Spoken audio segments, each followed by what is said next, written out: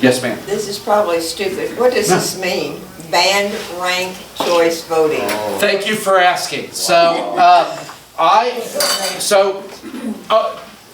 top line, I have been, as the chair of the elections committee, I've been very focused on restoring confidence in elections, because I think that's a problem. There's so many people that have just given up on our elections. And one of the big ways I've been working on restoring confidence is increasing transparency.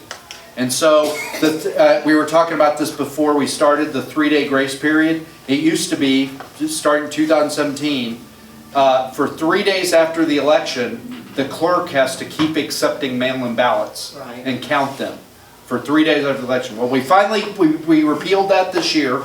This last Friday was the last time ever that we're going to take ballots after election day. So I'm pretty proud of that. It only took 3 years. That was easy. But the ranked choice voting is the other one that I've been trying to get rid of for a long time, and we finally did it this year. So what ranked choice voting so in Kansas,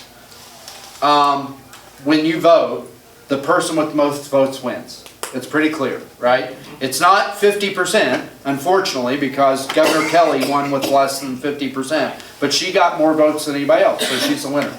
Ranked choice voting, the theory is, well, if nobody got 50% in the first round, then we would, the two top vote getters, which would have been Derek Schmidt and Governor Kelly, they would have gone to a second round. And whoever got the most votes out of that would have won. Well, that sounds great, right? But what it requires you to do is when you go vote, you're going to have, what's your first choice? And you're going to circle your first choice. And then you're going to go, what's your second choice? And you're going to circle your second. And so, and then when they do the vote counting, it's all happening in a computer.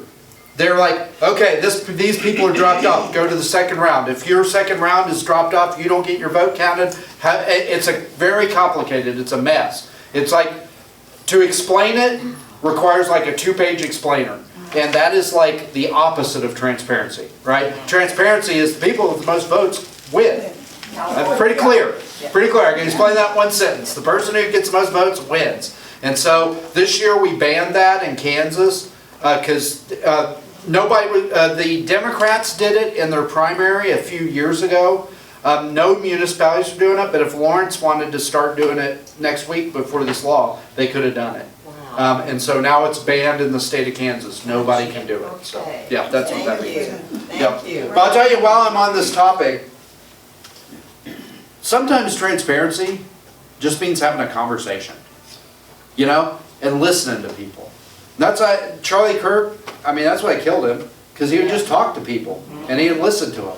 And they would say things, and they'd be dumb. And you could see that what they thought was dumb just by letting them talk, And in my committee room, what I've tried to do, in addition to all these bills that we passed on transparency, what I've tried to do is I've tried to make it a platform for conversation.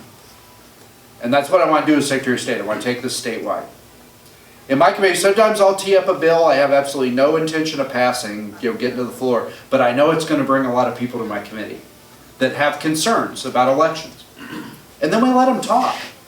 Now, I'm not saying that things they say are dumb. Sometimes I agree with some of the things they say. But if I don't agree, if they've got a concern, and I'm like, well, we've got all these systems in place, I'll tell them.